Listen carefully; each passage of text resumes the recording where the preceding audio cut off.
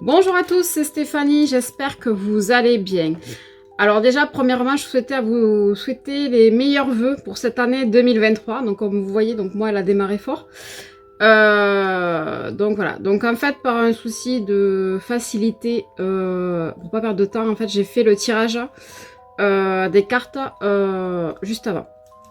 Pour éviter de perdre 15 minutes pour faire le tirage, parce que c'est compliqué avec une mec. Donc je vais vous faire les énergies générales de la semaine du 9 janvier au 15 janvier. Donc j'espère que vous allez tous très très bien et que vous avez bien démarré cette nouvelle année. Si vous le souhaitez, vous pouvez me suivre sur TikTok au clair de lune ou YouTube au compte au clair de lune 81. Et vous pouvez également me suivre sur Facebook sur la page au clair de lune et la page Amacor. Actuellement, pour fêter les 4 ans de ma société jusqu'au 23 janvier, il y a un jeu concours qui est actif sur Instagram et sur mes pages Facebook. Donc si vous souhaitez gagner les lots qui ont été mis en jeu, donc c'est-à-dire un soin flamme violette et une guidance 3 questions, plus une offerte, vous pouvez aller jouer sur Instagram et sur Facebook au jeu concours. Donc j'espère que vous allez tous très très bien. Donc on va aller voir les énergies générales de la semaine du 9 au 15 janvier. Donc je suis désolée, je tire pas les cartes devant vous aujourd'hui parce que c'est un peu difficile avec une main. Donc je les ai tirées un peu à l'avance, mais on va les lire ensemble. Donc voilà, parce que je ne vais pas attendre 10 minutes que j'ai réussi à tirer les cartes. Donc voilà. Donc j'espère que vous allez tous très très bien et je vous souhaite vraiment mes meilleurs vœux pour cette année 2023, que vous ayez tout ce que vous souhaitez. Donc on va aller voir qu'est-ce qu'elles disent les cartes. Alors cette semaine on nous parle de dualité, c'est-à-dire qu'il y a un conflit interne.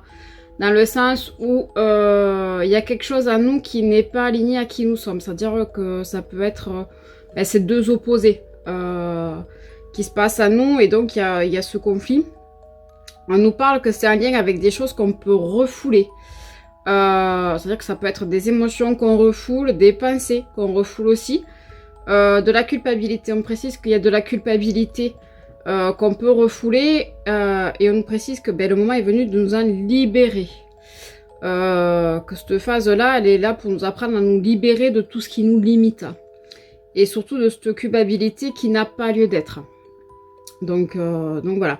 On est vraiment en phase d'apprentissage, c'est-à-dire que nous sommes en phase de transition et pour devenir une meilleure version de nous-mêmes. Donc en fait, cette phase, elle va nous permettre d'apprendre sur nous, sûrement à nous libérer de toutes ces émotions qui nous pourrissent un peu la vie et qui créent à nous des conflits internes. Donc on me signale aussi qu'il peut y avoir des croyances erronées, c'est-à-dire des croyances erronées qu'on n'est pas assez bien, qu'on n'est pas assez parfait, etc. etc. C'est vraiment lié à l'estime de soi et à la confiance en soi. On nous dit une fois qu'on aura libéré tout ceci, on arrivera à recevoir l'abondance. Parce qu'en fait, c'est ça qui nous limite dans notre façon de recevoir l'abondance. Et parce qu'en fait, on s'empêche et on s'interdit de recevoir. À cause de tout ça, parce que on n'est pas assez bien, on n'est pas assez machin, on n'est pas assez truc muche.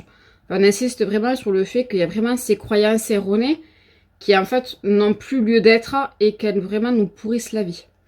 Et qui nous empêche vraiment d'être en paix avec nous-mêmes, de nous aimer comme nous sommes et de recevoir cette abondance. Donc voilà. Donc j'espère que vous allez tous très très bien et je vous souhaite de passer une agréable semaine et je vous dis à très bientôt. Bye bye.